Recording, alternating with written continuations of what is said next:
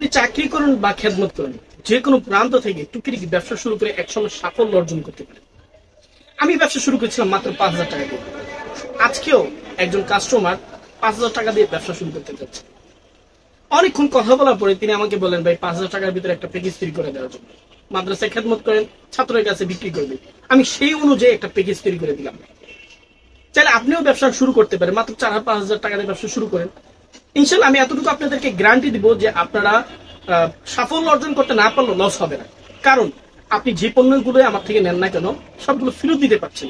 আমার নিজস্ব কারখানায় তৈরি কোটি, পাঞ্জাবি এবং বাহির থেকে ইম্পোর্ট করা আতর এবং খুবই কম মূল্যে টুপি পাচ্ছেন, তসবি, সুরমা এবং কোরআন শরীফ সহ ইত্যাদি সকল পণ্য, ইসলামিক সকল পণ্যগুলো পাচ্ছেন আমার কাছে, যা আপনি বিক্রি করতে না পারলে যে কোনো সময় আপনি ফেরত দিয়ে টাকা নিতে পারছেন।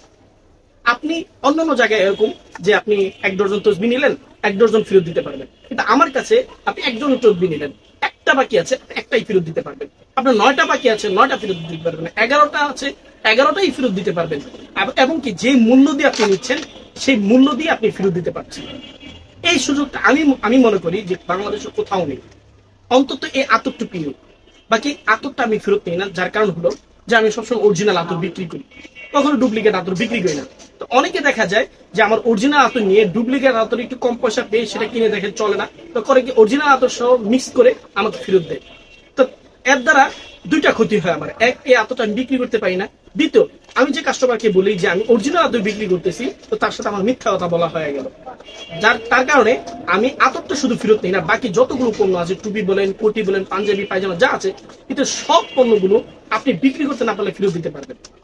তো তাই আমি বলবো যে আপনি ব্যবসা শুরু করে দেন। যদি ব্যবসা করতে চান, যে কোনো জায়গা থেকে আপনি ব্যবসা করতে পারেন।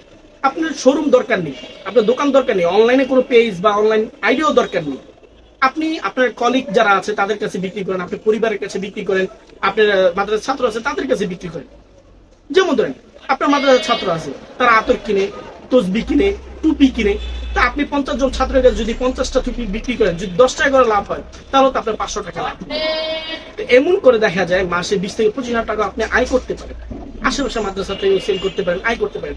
আমার অনেক ব্যবসা আছে, প্রায় 100 উপর কাস্টমার আছে যারা একসময় ব্যবসা শুরু করছে মাত্র 2-3 হাজার টাকা দিয়ে। আজকে তারা মাসে 20 থেকে 25,000 টাকা পর্যন্ত আয় করতেছে, প্রতি মাসে 20 থেকে 25,000 টাকার উপরে আয় করতেছে। 4-5 জন কাস্টমার আছে, তারা 1 লাখ টাকা, 1.5 লাখ টাকা পর্যন্ত আয় করতেছে মাসে, কিন্তু এক সময় তারা শুরু করেছিল মাত্র 5-6 হাজার টাকা দিয়ে।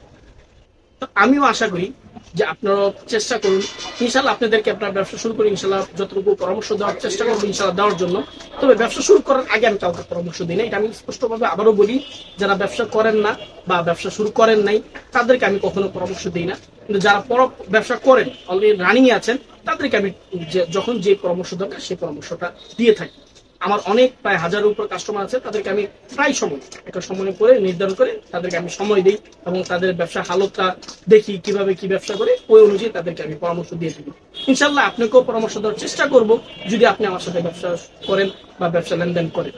কিন্তু ব্যবসা শুরু করার আগে ভাই দয়া করে মাফ চাই, কেউ পরামর্শ চেয়ে আপনি নিজের সময় নষ্ট করবেন না, আমার সময় নষ্ট করবেন না, কারণ আমার প্রত্যেক সময়ের মূল্য আছে।